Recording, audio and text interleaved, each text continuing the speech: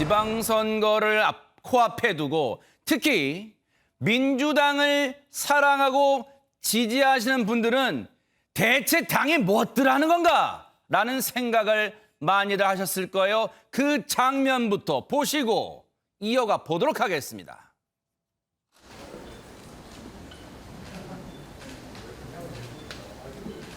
저 박지원을 믿어주십시오. 제가 책임지고 민주당을 바꿔나가겠습니다. 국민의 신뢰를 회복하기 위해서라도 586 정치인의 용태를 논의해야 합니다. 새로운 관련해서 그 이후에 좀 논의를 밀지 마. 그 이후에 좀 논의를 하신 바가 있으신가요? 아니 없어요. 이도구와 상의 없이 공개 발언한 거에 대해서 비판적인 상의가 있었고요. 제가 이제 SNS 올린 글을 조금 확인을 해봐 주시면 좋을 것 같습니다. 하고 오늘 발동공화를 위해서 오늘 만나는 자리가 있는지. 그 얘기는 안 하면 안 될까요? 얘기 안 하면 안 될까요? 그러면 오늘 만나서 뭔가 해결할. 글쎄 그런 얘기는 제가 답을 안 하고 싶은데요. 자, 상황이 이렇게까지 진행이 되면서 시쳇말로 정치권에서는 민주당이 아사리판이 됐다. 이런 말까지 나왔어요. 그런데 지난주 금요일 뉴스파이터 이 시간에 박지원 위원장이 윤호중 공동위원장에게 사과문을 올린 것까지는 전해드렸어요. 근데 이렇게 일단락 되는 가 싶었는데 그게 또 아니었다면서요, 박성배 변호사님. 박지현, 윤호중 공동 비대위원장의 갈등이 지난 27일 금요일 그야말로 롤러코스터를 탔습니다. 먼저 박 위원장 27일 오후 SNS를 통해 사과문을 올립니다. 당 지도부 모두와 충분히 상의하지 못하고 기자회견을 한 점 사과드린다. 특히 윤호중 비대위원장과 열심히 뛰고 계신 민주당 후보들께도 정중히 사과드린다.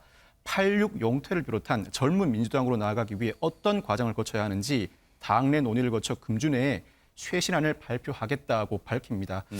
박 위원장 지방선거 사전투표 첫날 자신이 꺼낸 586 용태론으로 당이 내홍에 빠지자 이를 수습하기 위해 전격적으로 사과에 나선 것인데 윤 위원장도 이 사과를 받아들이겠다는 의사를 밝힙니다. 그런데 그로부터 6시간 뒤 네. 또다시 두 사람 사이에 이견이 드러납니다. 박 위원장, 네. 윤 위원장에게 더 젊은 민주당, 폭력적 팬덤과 결별한 민주당 등 5대 쇄신 과제를 위해 노력하겠다는 내용이 담긴 공동 유세문을 발표하자고 요청했지만 거부당했다. 사실은 합의가 이루어지지 않았는데 겉으로 아무 문제가 없는 것처럼 연출하는 건 진실하지 못한 자세라고 생각했다면서 애초 예정됐던 인천 집중 유세의 모습을 드러내지 않았습니다. 그러자 윤호중 위원장 측도 박지원 위원장이 물밑에서 혁신위원장 자리를 요구했다며 공개 갈등을 그대로 표출했습니다. 유인경 평론가님.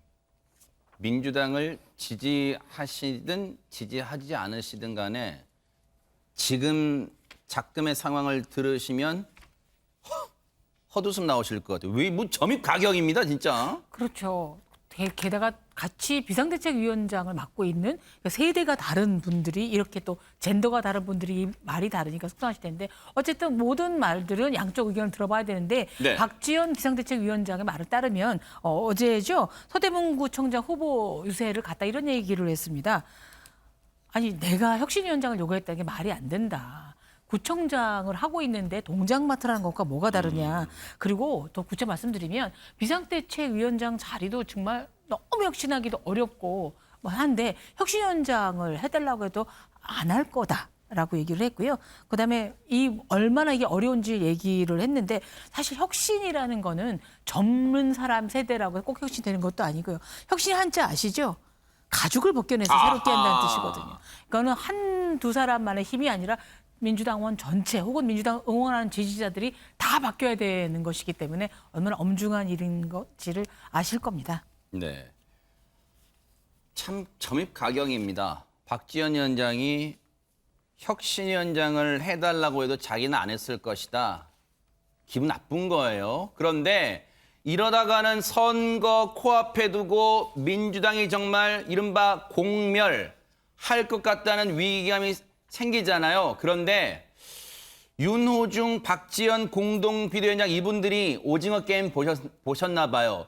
이러다간 다 죽어! 최정아 기자님, 뭔가 변화가 있었다면서요? 네, 그렇습니다. 이렇게 내부 분열이 계속되면 결국 웃는 게 누구일까요? 저는 국민의힘이라고 생각이 듭니다. 이렇게 여당으로 추가 기울게 되는 상황이 이어지자 극단적으로 이제 결정을 내린 것 같습니다. 오늘입니다. 인천 계양구 이재명 국회의원 후보 캠프 사무실에서요. 네. 이재명 총괄선대위원장과 윤호중 그리고 박지원 공동 상임 선대위원장이 합동 기자회견을 했습니다. 막판 지지 호소로 해석이 됩니다. 네. 기자회견에서 뭐라고 호소를 했을까 궁금하시죠? 직접 한번 들어보시고 이어가 보도록 하겠습니다.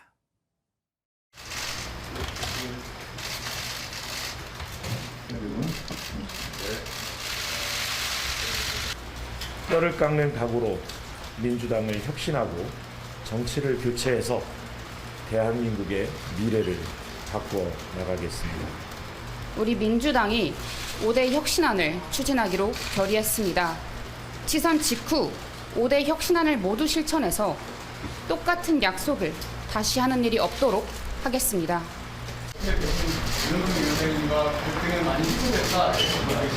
갈등이라기보단 그 민주주의로 이제 나아가는 그런 진통을 겪었다고 이해해 주시면 감사하겠습니다.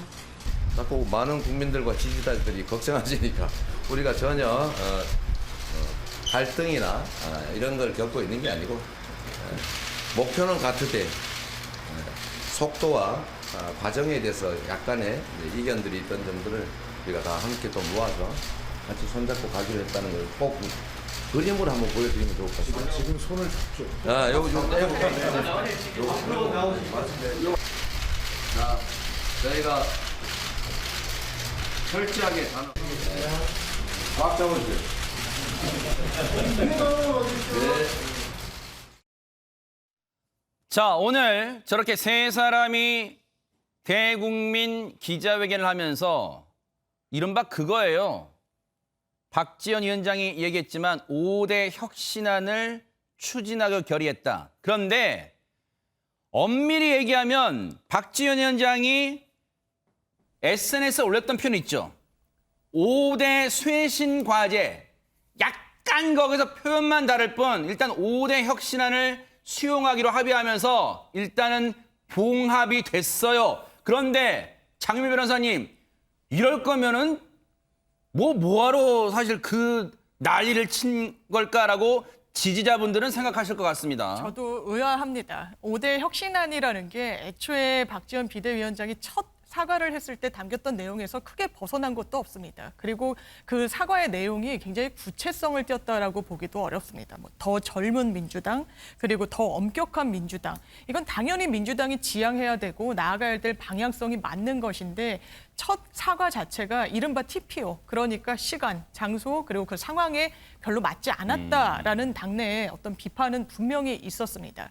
그렇다고 하더라도 그렇다면 윤호중 비대위원장이 이 부분과 관련해서 박지원 위원장의 좀 이른바 위신을 좀 세워주고 하는 방향으로 이 매듭을 지었을 수도 있었는데 586 용태론이 워낙에 전면에 나서다 보니까 이 부분과 관련해서 격돌이 있었습니다.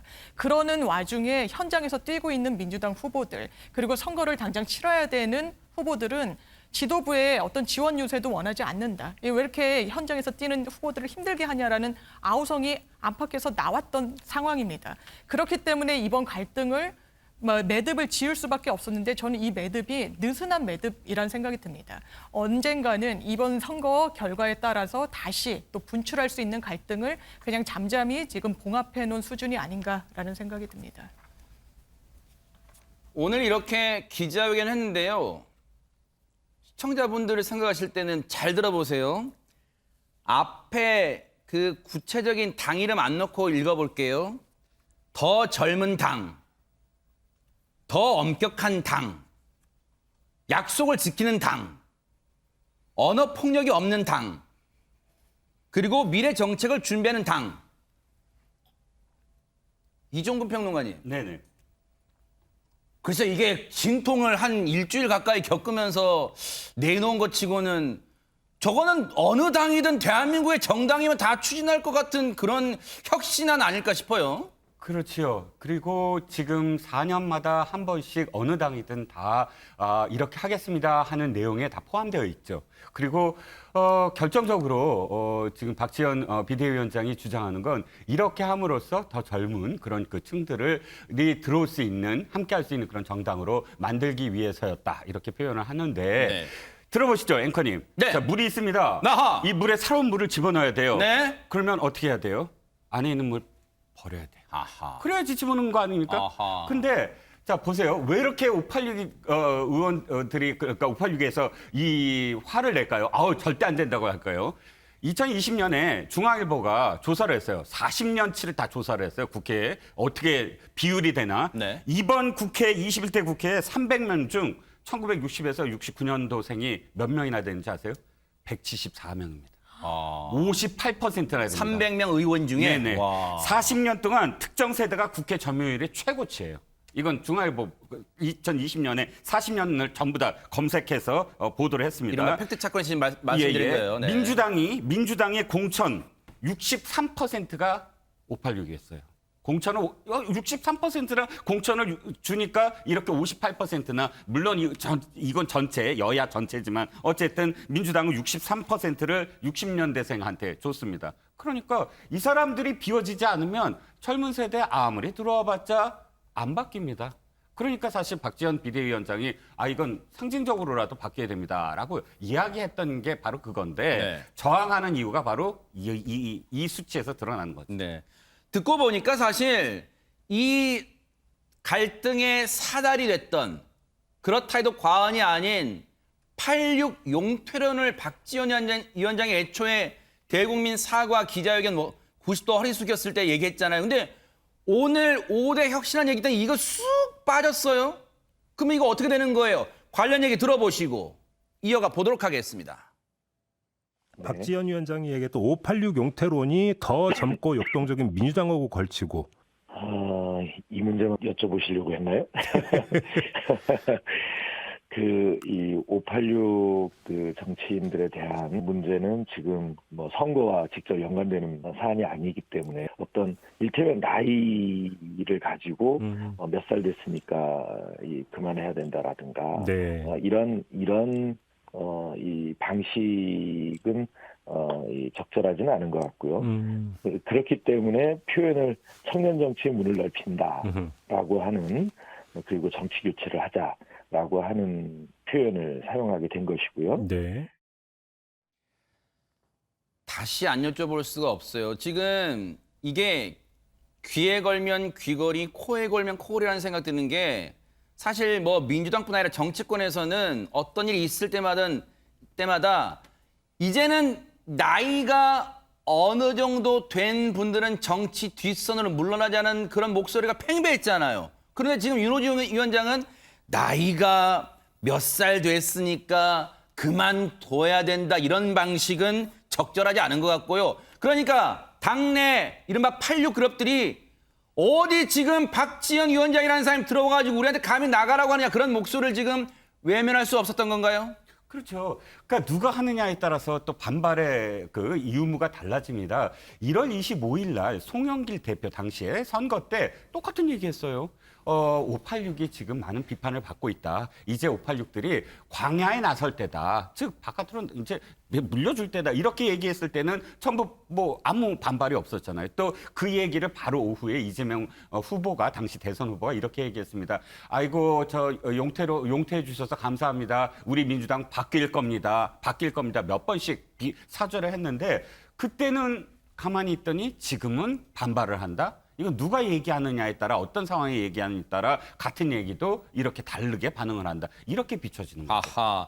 오늘 박지원 위원장이요, SNS에 그간의 갈등, 진통, 앞서 박지원 위원장은 이게 윤호중 위원장과 갈등이 아니라 민주주의의 과정 그렇게 해석했습니다만, 오늘 SNS에 뭔가 또 내용을 남겼다면서요, 최정아 기자님. 네, 그렇습니다. 비대위원장이 이렇게까지 힘들 줄은 저도 처음에는 몰랐다라고 글을 시작을 했는데요. 끝까지 안 할 걸, 이렇게 버틸 것을 내가 생각을 몇 번이나 했는지 모른다. 문자 폭탄도 맞았다고 적어놨습니다. 하루에 문자가 1만 통이나 왔다. 이분들이 누구인지도 어떤 목적인지도 모르겠는데 한편으로는 안타깝고 속상했다라는 글을 올렸고요. 또 한편으로는 민주당은 이 대선에서 진 뒤 왜 국민들에게 지지를 잃었는지 반성하고 개선하겠다고 했다. 그래서 저에게 함께 해달라고 요청을 했는데 참 쉽지는 않더라라고 하면서 이런 문장을 덧붙였습니다. 곳곳이 보이지 않는 벽으로 가득했다라고 썼는데요. 사실상 아까 저희가 영상으로 봤지만 손을 잡고 이제 미소를 지으면서 카메라를 함께 본 것은 사실이나 사실상 저는 이게 저격글로 읽히기도 합니다. 그래서 아쉬움 그리고 자신의 뜻이 관철되지 않았음을 이렇게 우회적으로 드러낸 것이 아닌가라는 생각이 들었습니다. 장윤미 변호사님께 여쭤볼게요. 물론 SNS 글을 쭉 다 읽으면 기성 정치의 벽이 높더라. 그렇게도 해석이 읽힙니다만 앞부분을 읽어보면 보는 각도에 따라서는 조금 곡해할 수도 있을 것 같아요. 제가 곡해라는 표현을 쓴 거예요. 보는 각도에 따라서는 해석이 다를 수 있으니까. 비대위원장이 이렇게까지 힘들 줄은 처음엔 몰랐다. 끝까지 안 한다고 버틸 걸 하는 생각을 몇 번이나 했는지 모른다. 문자 폭탄도 하루에 10,000통 받아봤다. 이건 너무... 그러면 비대위원장이 다 꽃길만 깔려있고 떠받들어주는 자리라고 생각했을까요? 대선, 그것도 대선에 패배한 정당의 공동 비대위원장으로 앉으면서? 저는 궁극적으로 이 박지원 비대위원장을 이른바 영입한, 그래서 비대위원장직을 준 기성 민주당의 정치인들 그리고 지도부가 이 문제의 최종 책임자라는 생각이 듭니다. 기본적으로 정치 경험이 박지원 위원장, 이 비대위원장직에 있지만 없습니다. 26살이라는 나이, 경험치가 많이 축적된 나이라고 보기 어렵습니다. 그럼에도 불구하고 지도부에 비대위 체계이긴 하지만 지도부는 지도부 아니겠습니까? 그런 분을 영입했을 때는 이런 상황까지도 사실상 어떤 예측을 해야 되는 게 정치적 책임을 지는 게 아니었겠는가라는 생각이 드는 부분도 있습니다. 또 한편으로는 박지원 위원장이 본인의 어떤 의도 그리고 의지를 끝까지 관철하는 게 맞지만 그런 부분과 관련해서 굉장히 전략 전술적으로는 사실상 실패에 가깝게 처신을 했다라는 비판도 궁극적으로는 본인이 감내해야 될 몫으로 남았다라는 생각이 듭니다. 물론 비대위원장직이라는 것에 대해서 아주 좋은 꽃길만 걸을 거라고 예상하진 않았다고 하더라도 이런 반대급부의 문자 폭탄 등등도 사실 감내할 수 있는 그런 의지와 상황 그리고 본인의 어떤 그런 능력이 있었어야 되지 않을까 아쉬운 부분이 많습니다. 일각에서는 그런 생각도 하실 거예요. 민주당의 작금의 상황이 예전에 어디서 많이 본 것 같은데 하실지도 모르겠습니다. 관련 영상 보시고 이어가 보도록 하겠습니다. 잘 쉬었어요? 잘 쉬겠는데 고생했지. 절로 가시면 됩니다.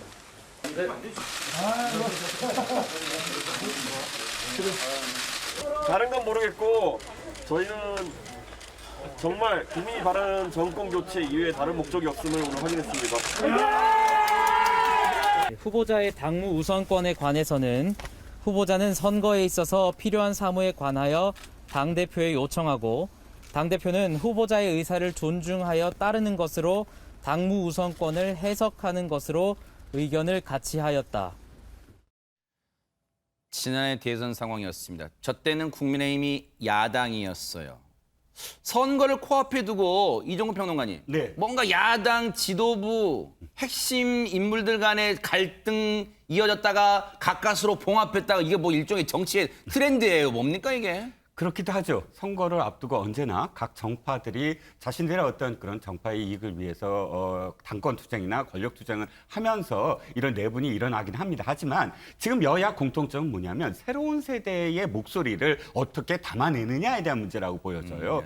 지금 이준석 대표가 막 이 출장 가출 대표 이랬을 때 민주당은 응원했어요.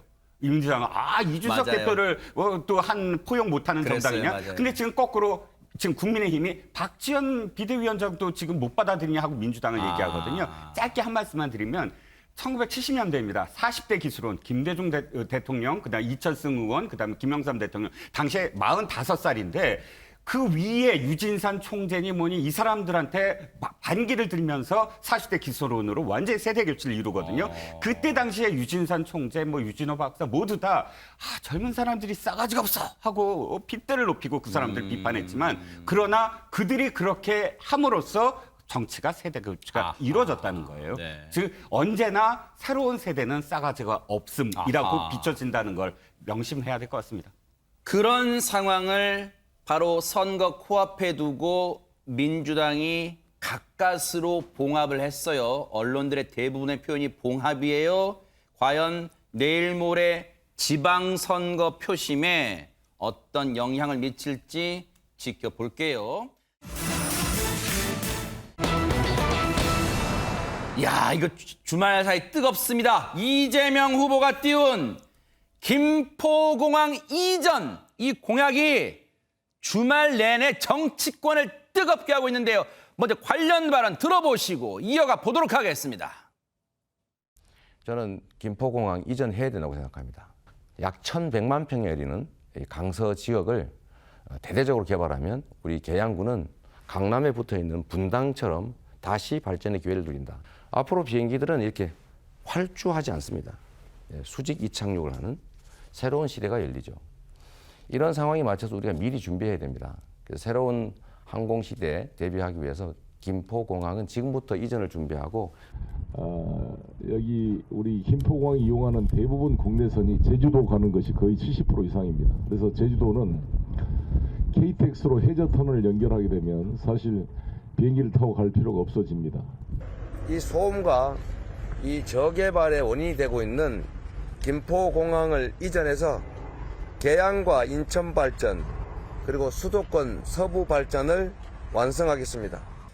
언제나 말씀드리는 것처럼 정치는 새로운 길을 만드는 것입니다. 자, 차근차근 저희가 이 문제 풀어볼게요. 사실 여러분들 생각하시겠지만 공항 이전 문제가 말처럼 쉬운 건 아니에요. 그러면 일단은 장윤미 변호사님, 이재명 후보가 김포공항 이전 이 문제를 내걸고 나온 그 배경은 뭡니까? 이게 인천 계양에는 지역 현안이기 때문입니다. 이 부분과 관련해서 인천 계양에 김포공항이 좀 맞닿아 있는 부분도 있고 그래서 이 지역 주민들이 이 소음 문제뿐만 아니라 고도 제한 등등으로 인해서 개발 제한으로 묶여 있으니까 이 지역의 발전이 너무 더디게 된다라고 해서 인천 쪽에서는 이 김포공항을 좀 인천 국제공항과 같이 통폐합하는 것 맞지 않느냐라는 어떤 문제의식이 계속 있었고 다만 이 대선 때는 이게 민주당의 공약은 아니었습니다. 워낙에 지자체별로 또 이 지역별로 많은 이해관계가 맞부딪히고 있기 때문에 이 공약은 인천 계양에 출마한 이재명이라는 정치인이 이 지역 현안과 발맞춰서 내놓은 공약이다. 이렇게 평가할 수 있겠습니다. 네. 그럼 박성배 변호사님, 앞서 송영길 후보도 같이 이제 공동 기자회견하면서 얘기했지만 김포공항 승객 이용률 따져봤더니 제주도를 가는 승객이 한 70% 된다는 거예요. 뭐 꼼꼼히 따져봤겠죠, 통계는. 그러면 제주도민들은 반길사 아닙니까? 이걸 어떻게 보고 있어요? 반대로 제주도는 발칵 뒤집혔습니다. 아하. 제주를 사랑하는 관광 경영인 교수 모임이라고 밝힌 107명이 어제 기자회견을 열었습니다. 네. 이들은 김포공항을 이전할 경우에는 우리나라 인구 절반이 살고 있는 서울, 경기 지역의 주민들이 제주도에 관광을 가기 위해서는 영종도, 원주, 청주공항을 이용해야 하는데 그 경우 누가 제주도 관광을 하겠는가? 제주도민도 불편하고 관광산업 종사자를 고려하지 않은 처사라며 강하게 반발하고 나섰습니다. 더불어민주당도 내분에 빠졌는데 오영훈 제주지사 후보, 송재호 제주도당 위원장, 위성곤 의원이 28일 기자회견을 열고 제주의 미래와 자주권은 이재명 후보와 송영길 후보에게 있지 않다. 제주의 미래는 제주도민이 결정하고 우리는 반대한다는 입장을 분명히 한다고 주장했습니다. 하하. 지금 사실 오영훈 후보가 이번에 제주지사 출마하느라고 이제 금배지는 내려놨잖아요. 근데 제주도는 세 곳의 지역구 다 민주당 출신 의원들이에요. 지금 그런 상황입니다. 그런데 지금 저렇게 공동으로 기자회견 열어서 반대 의견을 목소리를 분명히 하고 있어요. 그러면 장윤비 변호사님, 민주당의 뭐 다른 후보들 공약과는 혹시 일치하는 거예요? 김포공항 이전 문제가? 일치하지 않습니다. 상충되는 부분이 있는데 이 부분과 관련해서 김동연 경기지사 후보도 오히려 이 성남에 있는 서울공항을 김포공항으로 옮기겠다라는 공약을 내건 바가 있습니다. 그런데 김포공항을 또 옮긴다면 이 성남에 있는 서울공항의 이전 문제도 같이 꼬여 있기 때문에 이게 같은 당 안에서도 이게 협의가 안 된 거 아니냐라는 이야기가 나오고 있고, 김동연 후보는 지난주에 이 분당에 출마한 김병관 분당갑 후보와 또 성남시장 후보 함께 이 성남에 있는 이 서울공항을 옮긴 이 부지를 활용하겠다. 네. 그리고 이 실리콘밸리로 아마 입지를 좀 이용해 나가겠다라는 공약을 함께 발표한 바도 있어서 이게 좀 불협화음이 있는 것은 부인할 수 없는 사실인 것 같습니다. 민주당 지도부조차 지금 당황하는 기색이 역력합니다. 한번 들어보시고 이어가 보도록 하겠습니다. 김포공항 문제는 우리 중앙당의 공약은 아니고 지금 그 지역에 출마하고 있는 후보들의 공약인 것으로 알고 있습니다. 우리 당 이 후보들 간에 지역에 따라서 의견 차이가 좀 있다고 하는데 저희는 어떤 이 지역에서 우리 당에 대한 이 지지를 해 주시는가를 보고 최종적으로 결정을 할 생각입니다. 아니, 이종근 평론가님, 저게 무슨 말이에요? 지지해 주는 거 보고 나중에 추진할지 말지 결정하겠다? 글쎄요, 저도 지금 저 말이 어떤 뜻인지 이해가 가지 않는 게, 윤호중 비대위원장은 전체 선거를 책임져야 될 사람입니다. 네. 그런데 어정쩡하게 어느 쪽에서 어떤 표가 어떻게 나오느냐에 따라서 결과를 달리한다? 이건 굉장히 상충되는 문제라고 다 말씀하셨잖아요. 그럼 예를 들어서 개항을 해서 지금 이 표가 많이 나와서 이재명 후보가 당선된다고 치면, 그럼 이 제주도에서 예를 들어서 지금 보궐이 하나 있습니다. 네. 제주시을 거기서 만약에 이 공약 때문에 민주당 의원이 떨어졌어요. 그렇다면 그 비중, 그건 어떻게 지금 얘기를 할 수가 그러네요. 있겠죠? 그러니까 굉장히 애매한 문제예요. 자, 대통령 후보 시절에는 전체를 봐야 되기 때문에 이걸 포기할 수 있었을 겁니다. 그런데 이재명 후보는 자기 선거가 급하다 이런 느낌밖에 없어요.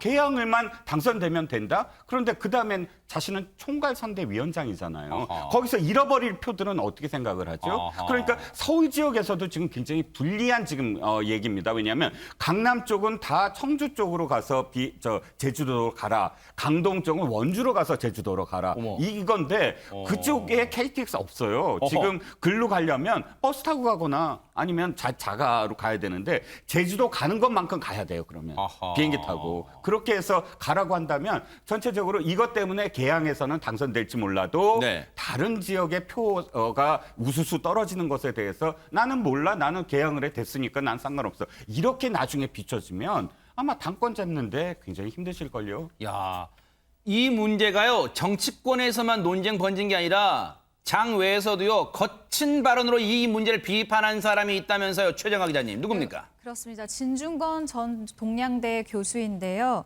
좀 센 발언입니다. 실성한 것 같다라는 말로 작심 비판에 나섰습니다. 네. 28일 페이스북을 통해서, 그러니까 자신의 SNS를 통해서 이 후보가 한 이야기를 이제 옮겨 담으면서 비판을 한 건데요. 쭉 한번 읽어주세요. 네네. 네, 일단 이 후보가요. 앞으로 이 비행기는 활주하지 않고 수직 이착륙하는 시대가 열리는 새로운 항공 시대를 위해서 김포공항 이전을 지금부터 준비해야 된다라는 이 주장한 사실을 소개를 했습니다. 네. 그와 함께 진중권 교수가 뭐라고 이야기를 하느냐.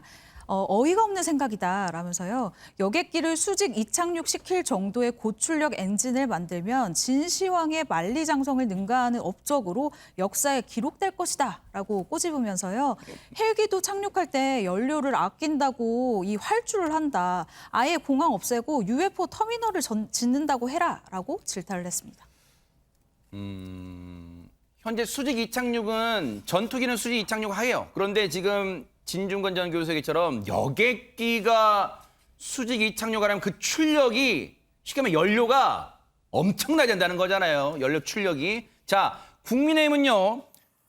이재명 후보의 과거 발언까지 거론하면서 맹공에 나섰습니다. 한번 들어보시고 이어가 보도록 하겠습니다. 김포공항을 존치하면서도 충분히 20만 호 정도가 공급 가능하다라고 판단이 됐습니다. 느닷없이 그 김포공항을 없애버린다고 하니까 황당하기 짝이 없는 거죠. 이재명 후보가 대선 때는 강서구의 자산이다 김포공항이 그렇게 얘기했다 하더라고요. 그런데 느닷없이 또 개항이라더니 그 김포공항이 그 애물단지다라고 얘기하는 것이니까 참 황당하다. 아무 말 대잔치를 하는 것도 이 정도면 넘어선 거 아니냐 선을 막 던진다 공약을 무책임하다 이런 생각이 들지 않을 수가 없는 거죠. 장윤미 변호사님, 국민의힘 주장처럼 상황에 따라 이재명 후보가 지금 말을 바꾸는 건가요? 어떻게 봐야 됩니까? 예, 그렇게 보이는 측면은 있는 것 같습니다. 왜냐하면 대선 주자일 때는 이 김포공항 문제와 관련해서 비교적 좀 다른 견지에 서 있었기 때문인데요. 네. 지난 1월에는 이렇게 이야기를 합니다. 김포공항을 존치하면서도 충분히 20만 호 정도가 공급 가능하다고 판단하고 있다. 이게 왜 이제 그러냐? 주택 얘기인가 봐요. 그렇습니다. 네. 지금도 김포공항을 이전해야 된다는 그 필요성의 전제는 이 부지를 부동산 개발 부지로 활용하겠다는 거기 때문에 그렇다면 대선 주자일 때와 지금 개항의 후보자로서의 입장이 달라진 거 아니냐라는 비판이 나오고 있는 거고요. 지난 2월에는 중국과 일본 등 근거리 국가와 직통할 수 있는 김포국제공항은 강서구의 자산이라고 또 입장을 낸 바가 있어서 이 거리, 이 간격이 너무 큰 거 아니냐라는 비판이 여당에서 나오고 있습니다. 특히 국민의힘에서 연일 거칠게 이재명 후보를 공격하고 있는 이준석 대표 얘기도 마저 들어보시고 이어가 보도록 하겠습니다. 결국 김포공항의 폐항이라고 하는 것, 타지로 이전이라고 하는 것은 결국 제주도에 입도하는 관광객의 상당수가 사라질 것을 의미하는 이야기입니다. 제주도민들께서 생계를 위협받는 그런 상황이다라고 받아들이시고 이에 맞서야 된다고 생각합니다. 오영훈 후보는 이런 공약이 전혀 상의되지 않은 그런 무리수라는 취지로 항변하고 있습니다. 지역별 이해관계에 따라서 3-4가지 다른 이야기를 하면서 표를 구하는 민주당이 하는 것이 바로 갈라치기이고 당이 콩가루가 되었다는 그런 증거입니다.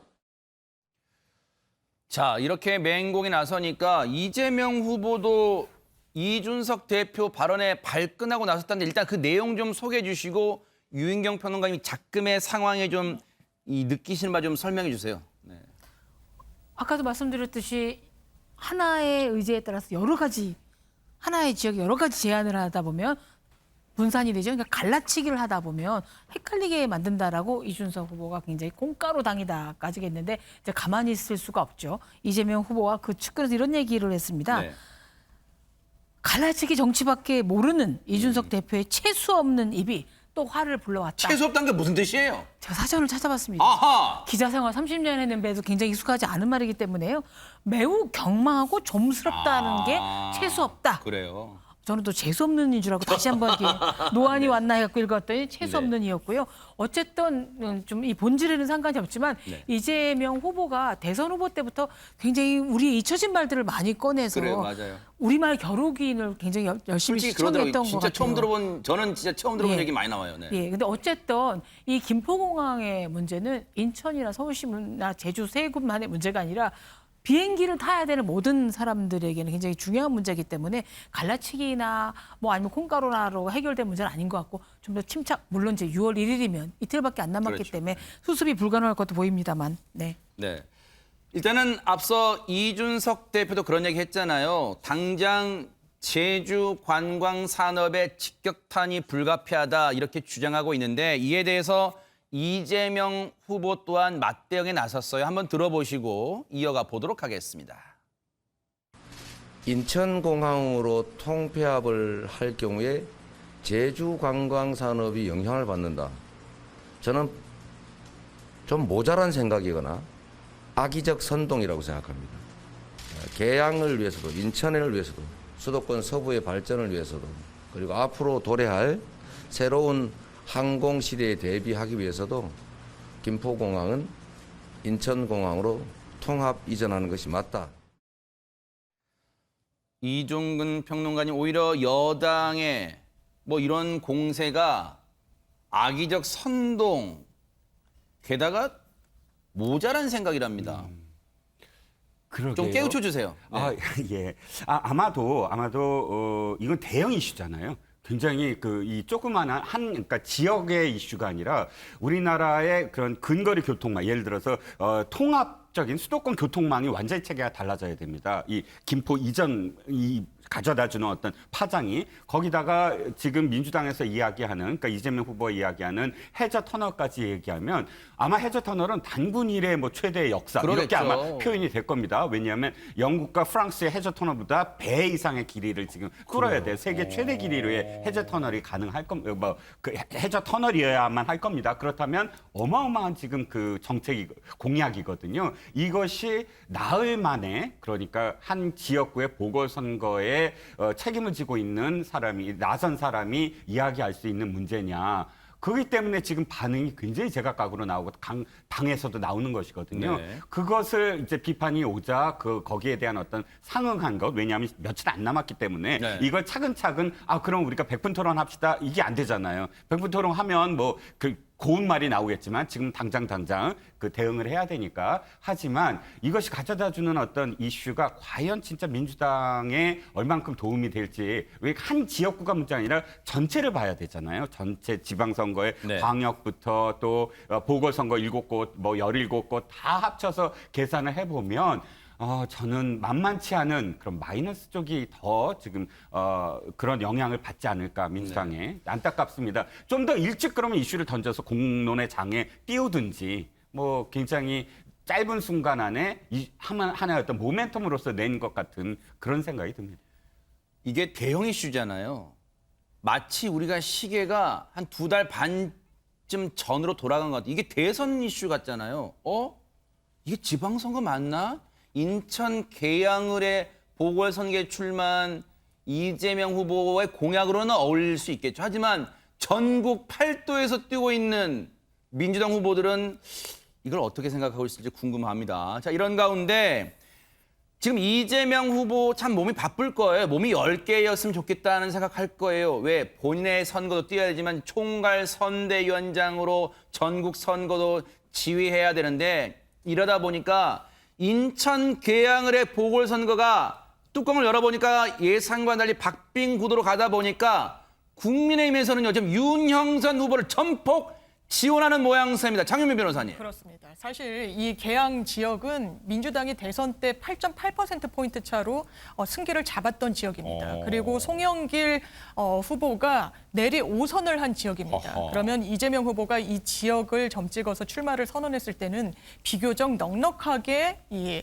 여당의 후보를 따돌릴 수 있었겠다라는 어떤 계산이 있었을 텐데요. 그렇겠죠. 실제로 여론조사 지표가 그렇지를 않습니다. 그러니까 이 틈입을 바로 국민의당 지도부들이 파고들고 있는 겁니다. 지난 주말에도 안철수 대표가 본인 지역 지금 출마한 분당이 아니라 인천에 와서 지원 유세를 했습니다. 그러면서 윤영선 후보야말로 지역 토박이다.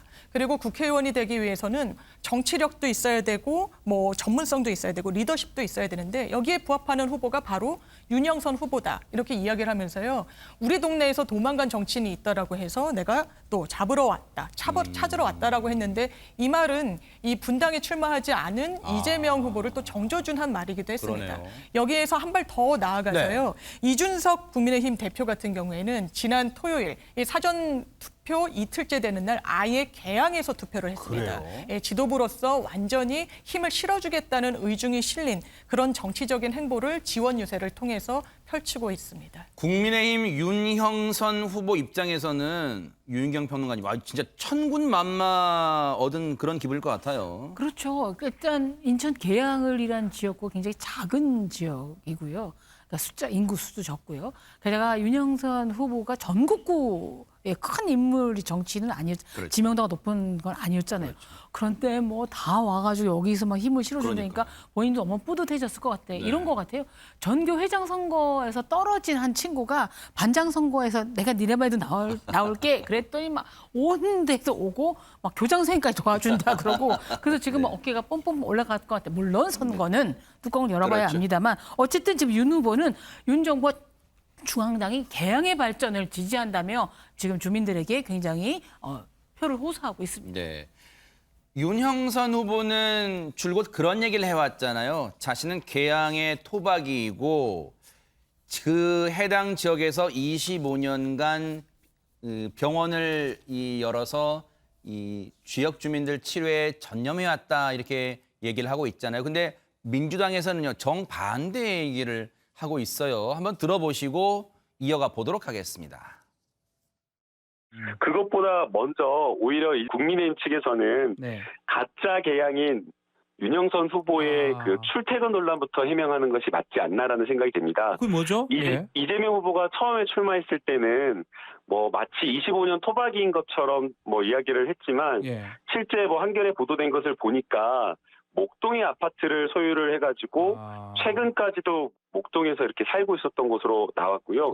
또 2017년에 구매한 자동차 뭐 자동차의 주소지 원부 기재되는데 그것도 계양 목동 계양으로 이렇게 왔다 갔다 하고 또 심지어는 교회조차 목동에 있는 가까운 교회를 다녔던 것으로 이렇게 나오고 있어서 돈은 계양에서 벌어서 목동에 아파트 살고 목동에서 살았던 거 아니냐 이런 어떤 논란이 있어서 이건 조금 후보 출마하는 후보자로서 거짓 해명을 한 거 아니냐, 거짓 주장을 한 건 아니냐라는 그런 생각이 들어서 약간 이런 부분의 해명이 조금 제대로 돼야 된다라고 생각이 됩니다. 한때 개항에 연고가 없다는 점으로 맹공을 받았던 이재명 후보였는데 아마 그걸 염두에 두고 박성배 변호사님, 윤영선 후보도 사실 주소지가 개항이 아니더라 지금 이걸 공격하는 것 같아요. 그렇습니다. 김남국 의원 28일 SNS를 통해서 목동 사람 윤영선 후보 2012년부터 목동 교회에서 신자로 등록해 신앙생활을 해왔다. 놀랍지도 않다. 가짜 개항 사람의 민낯이라고 주장합니다. 그러면서 양다리의 결말은 두 곳 모두에서 버림받는다는 것이다. 불필요한 연고 논란을 자초한 윤 후보 가짜 개항 사람 행세 그만하고 개항 주민께 사죄하고 사퇴하기 바란다고 강조했습니다. 이 글에는 두 가지 의미가 담겨 있죠. 먼저 이재명 후보가 개항에 연고가 없어서 부적절하다는 취지의 주장은 윤 후보 측에서 강하게 제기돼 왔습니다. 이를 두고 불필요한 논란이라고 밝힘으로써 이 논란 자체가 상당히 불편하다는 기색을 여지없이 드러냅니다. 아울러 윤 후보 스스로도 온전히 개항의 토박이가 아니면서도 선거를 위해서는 거짓말도 불사한다는 취지로 역공을 가하고 있는 모양새입니다. 이를 두고 윤형선 후보도 반박에 나섰다고 하는데요. 내용 들어보시고 이어가 보도록 하겠습니다. 먼저 이재명 후보가 아까도 여론조사가 이렇게 박빙 나타나면서 굉장히 초조해진 것 같습니다. 그리고 한마디 이런 얘기 하고 싶습니다. 똥 묻은 개가 저 묻은 게 뭐라고 한다 이런 표현을 하고 싶은데 제가 단 하루도 개항에서 생활하지 않은 적이 없습니다. 제가 개항에 처음에 온 건 98년도 초에 목동에 집안 생활을 했던 거 맞지만 제가 특별히 또 특히 정치를 시작한 이후에는 밤에도 개항에 머물지 않은 적이 없고 제가 10만 명 이상의 개항 주민들을 진료했고 그러니까 자기는 진짜 개항 사람 맞다 지금 그 얘기하고 싶은 거예요, 이종근 평론가님? 네, 그렇죠. 뭐 그 해명에 의하면 98년도부터 계속 일을 해왔고 또 거기서 병원을 계속 운영을 했다면 병원이라는 것이 물론 영리의 목적도 있겠지만 그러나 주민들에게 의료와 관련돼서 그만큼의 어떤 의료와 관련된 뭐 서비스 봉사 뭐 이런 것도 포함되어 있는 것이 아니냐 이것을 지금 이야기하는 것 같아요. 문제는 뭐 이 집이 목동에도 집 한 채가 있기 때문에 아마 지금 개항에는 새를 들어 산 것 같습니다. 왜냐하면 집주인이 내놓으라고 해서 21년도에 자기가 나올 수밖에 없었고 그래서 목동에 있는 집으로 이사를 했다 이렇게 표현을 하는 거를 보면 이 문제는 뭐 저는 당연히 개항 주민들이 판단할 문제다. 왜냐하면 두 번씩이나 어쨌든 지금 출마를 했던 사람이 아닙니까? 물론 선거에 떨어지긴 했지만 이 국민의힘 계열 정당으로 출마도 했고 그러면 어느 정도 지금 이 윤 후보를 개항 사람이냐 아니냐 이 논쟁은 좀 벗어난 게 아닌가 싶기도 한데 다만 진짜 목동에 집이 있고 목동에서 살았고 목동에 교회가 있다라는 부분은 좀 더 적극적인 해명이 좀 필요하지 않나 싶습니다. 윤형선 후보가 그런 구호를 내걸었잖아요. 25년 대 25일. 근데 이게 초반에는 이재명 후보한테 상당히 좀 타격이 컸었던 것 같기도 해요. 네, 저는 뭐 선거 전략상 잘 정한 슬로건이라는 생각은 듭니다. 애초에 국민의힘 측에서 인천 계양을에 이재명 후보가 나온다.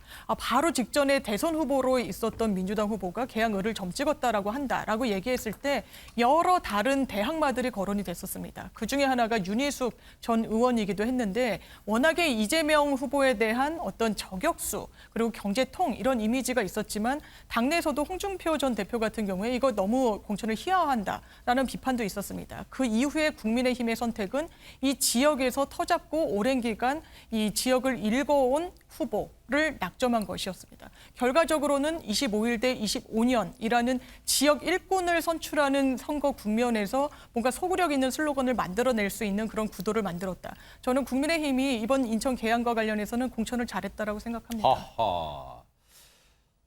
계양의 일꾼이 누구인지 판단은 계양구 주민분들이 하실 거예요. 저희는 상황만 전하는 거고요. 그 판단을 존중하고 지켜보도록 하겠습니다.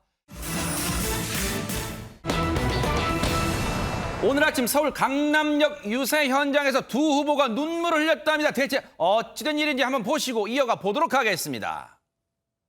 경기도에서 출근길 인사를 하고 이리로 오는 길입니다.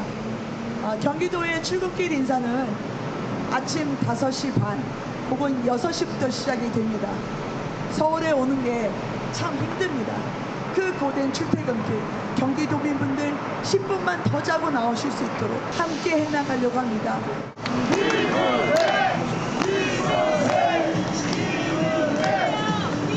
울컥하신 것 같아요. 열심히 하겠습니다. 꼭 일하고 싶습니다. 감사합니다.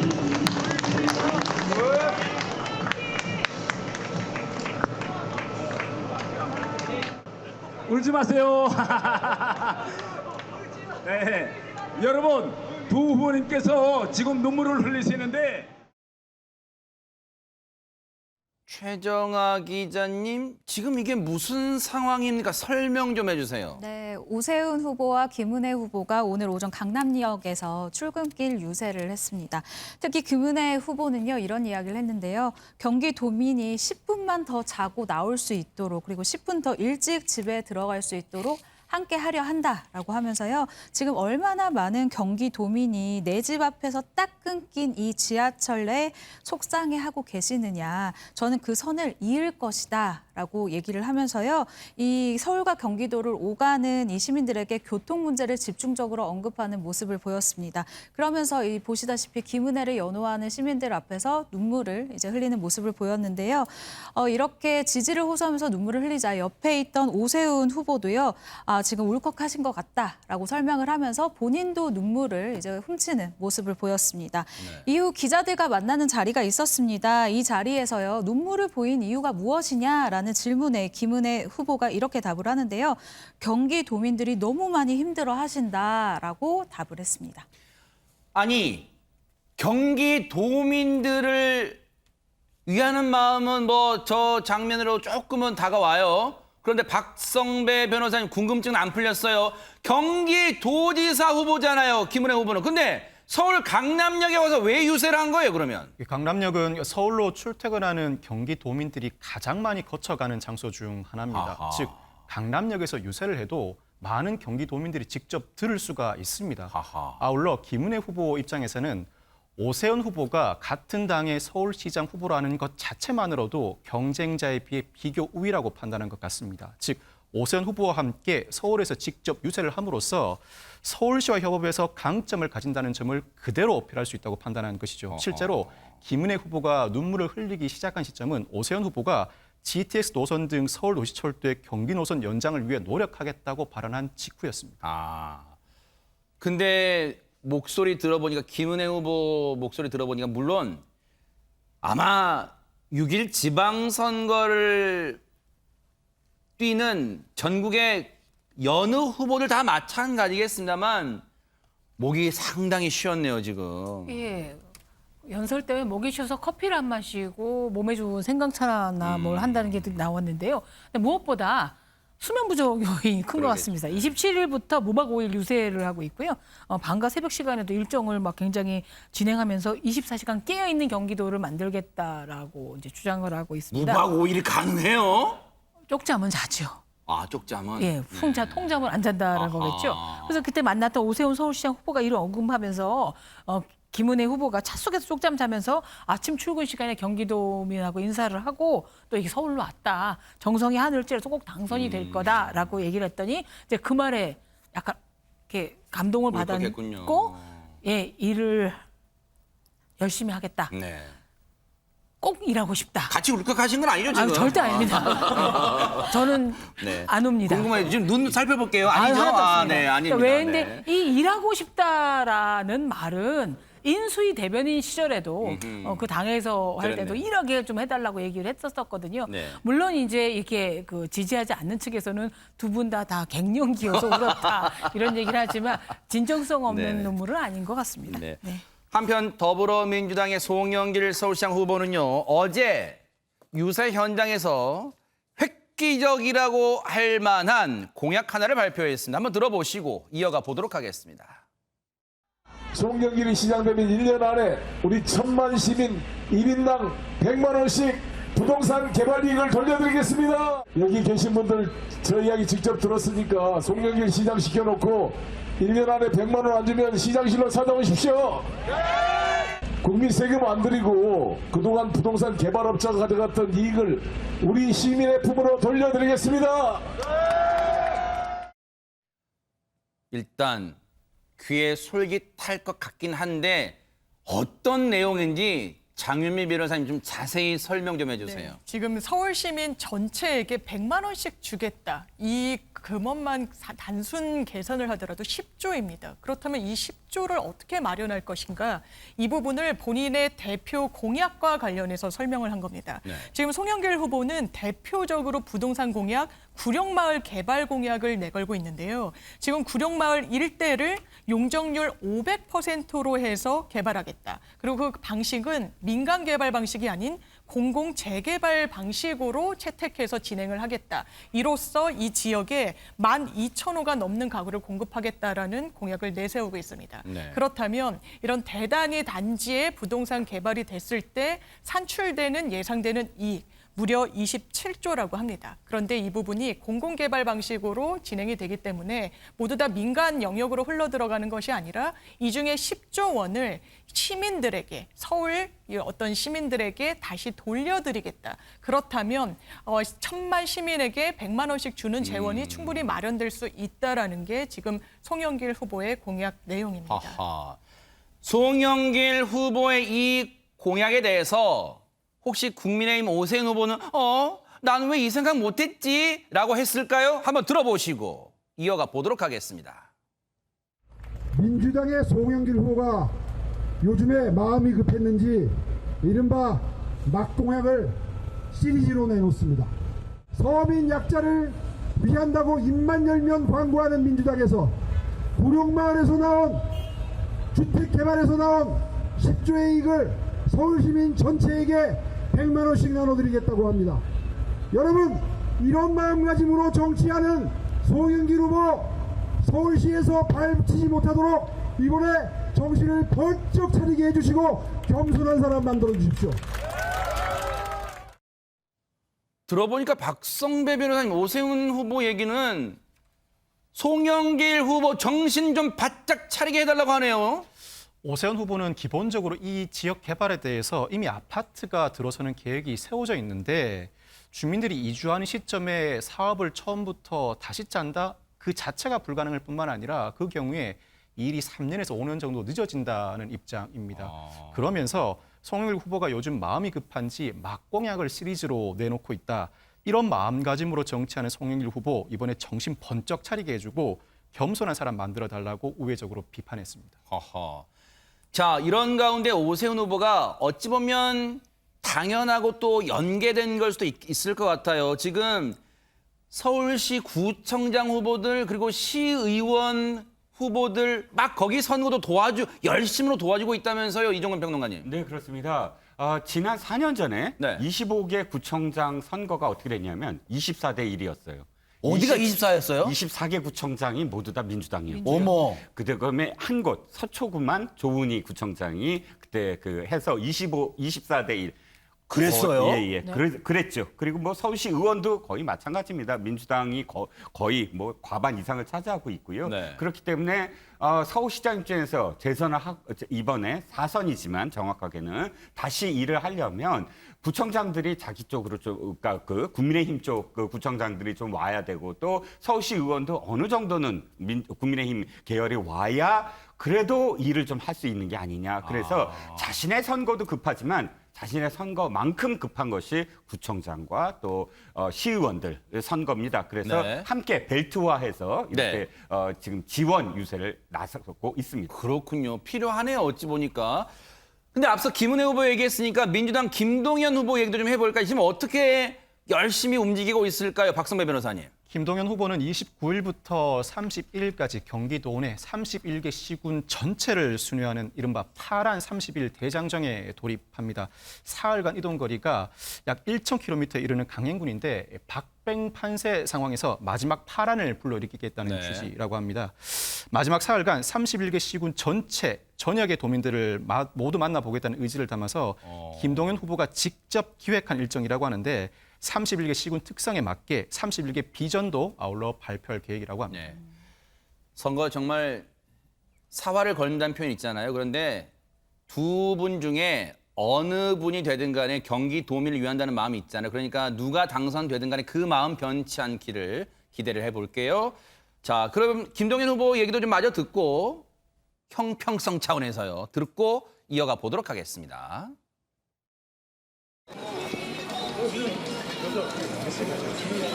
사랑해요 김동연. 네, 이 경기도 선거가 박빙이라고 합니다. 여러분 간절하게 호소합니다. 여러분 한 표 한 표가 너무나 간절합니다. 여러분 도와주십시오. 맞아요. 그 한 표 호소하는 마음 변치 않기를 눈 부릅뜨고 뉴스파이터가 지켜보도록 하겠습니다. 여야가 극적으로 합의한 게 있습니다. 영상으로 만나보시고 이어가 보도록 하겠습니다. 민주당이 요구하는 것을 저희들이 대폭 수용을 했습니다. 그래서 합의에 이르렀다는 그런 말씀을 드리고요. 그동안 최대한 빠르게 5월 중 처리한다는 약속을 지키는 차원에서 추경 처리에 대승적으로 결단하는 것입니다. 이번 이 추경은 처음으로 우리 여야 간의 일종의 협치를 통한 하나의 합의를 통해서 정해진 날짜에 통과시키는 그러한 좋은 선례를 만들었다. 저는 이렇게 보고.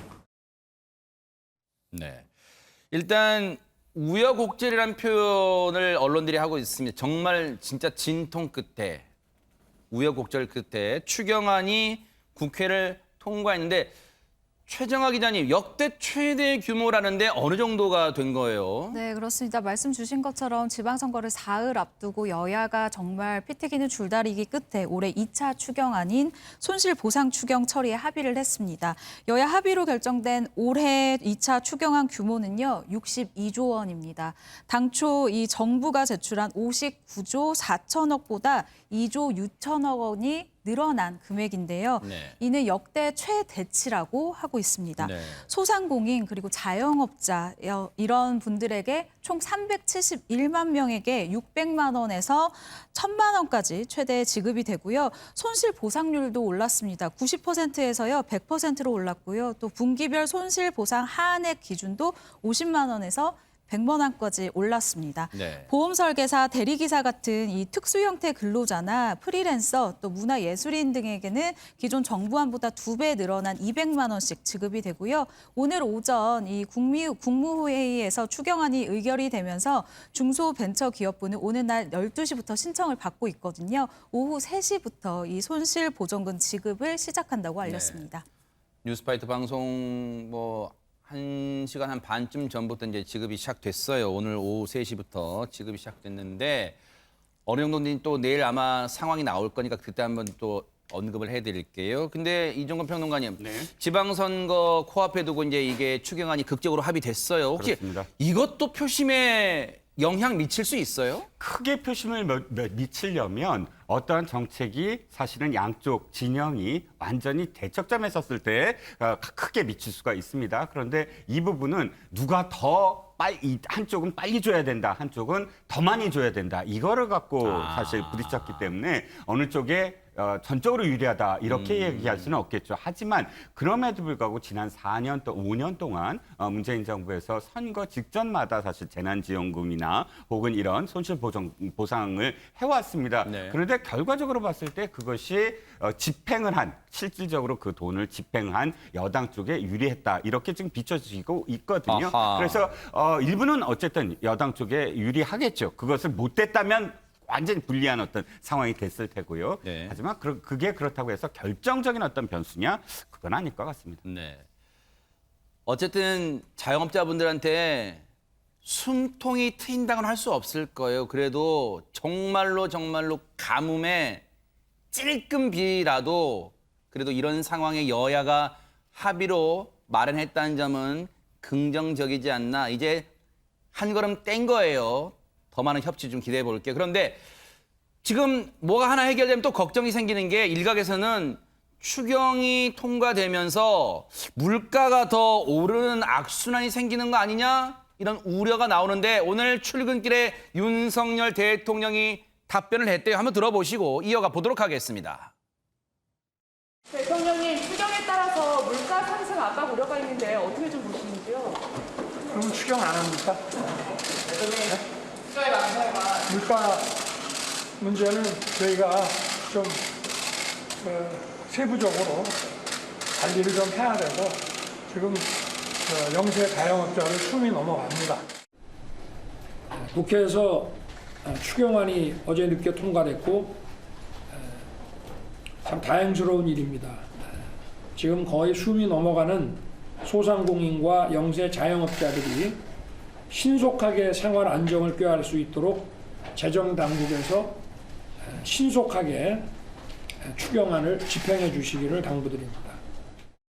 장윤미 변호사님 오늘 출근길 답변을 보니까 기자의 예상, 언론의 질문을 어느 정도 예상했었던 것 같아요. 그렇습니다. 지금 우리나라 경제가 처한 딜레마적인 상황인데 이 추경이 통과됐습니다. 무려 62조 원이라는 그 규모는 전체 1년 예산 600조의 10%에 달하는 어마어마한 금원입니다. 이게 시중에 풀리게 되는데 그렇다면 이 유동성이 이제 강화가 되면서 물가 상승의 하나의 이 견인차 역할을 할 수밖에 없습니다. 네. 그렇다면 윤석열 정부 지금 물가 고공행진을 지금 진행하고 있는 이런 국면을 또 정리하고 또 멈춰야 되는 과제도 같이 안고 있습니다. 우리나라 같은 경우에는 코로나와 관련한 어떤 지원금이 여러 정쟁의 요소에 발목이 잡히면서 굉장히 늦게 처리가 된 국면이 있습니다. 해외 같은 경우에는 이미 지원금이 많이 이 시중에 풀리게 됐고 지금은 물가, 이게 전 세계적인 현상이기 때문에 돈을 걷어들이고 있는 그런 국면입니다. 한국 같은 경우에 이게 좀 엇박자를 낸 부분은 있지만 이 물가 상승의 고공행진을 멈출 그런 어떤 지혜도 지금 필요한 상황이 아닌가 싶습니다. 네. 그런가 하면 지금 경남 양산 고향으로 퇴임 후에 고향으로 내려간 문재인 전 대통령 우리가 어떤 생활을 하고 있을까 뭐 많이 궁금해하시는 분도 있고 뭐 상상하시는 분도 계실 텐데 지금 예상과는 달리 조금 불편한 하루하루를 보내고 있는 것 같아요. 관련 얘기 좀 들어보시고 이어가 보도록 하겠습니다.